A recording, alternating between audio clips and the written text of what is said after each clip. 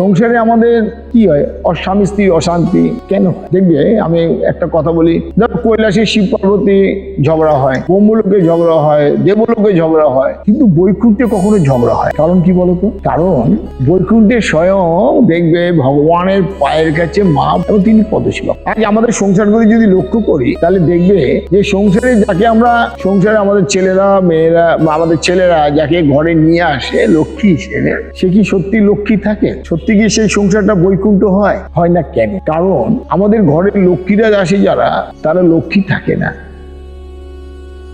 তারা সদা সর্বদাই স্বামীর চরণ বন্দনা কখনোই করে, তারা সর্বদাই স্বামীর শিরে চড়ে থাকে। আর শিরে চড়ে থাকে বলেই সেই সংসারটা হয়ে যায় বৈকুণ্ঠ ধাম নয়, এটা হয়ে যায় নয় কৈলাস, নয় ব্রহ্মলোক, না দেবলোক। অশান্তির আকড়া তৈরি হয়। তাই আমি মনে করি আমার ঘরের মেয়েরা, তাদেরকে লক্ষ্মী বলা হয়।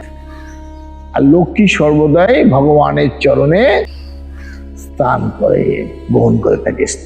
স্থান থাকে সর্বদাই স্বামীর চরণে, নারায়ণের চরণে। তাই বলবো, শুধু মেয়েদের বলবো না, স্বামীকেও নারায়ণের মতো হওয়া দরকার।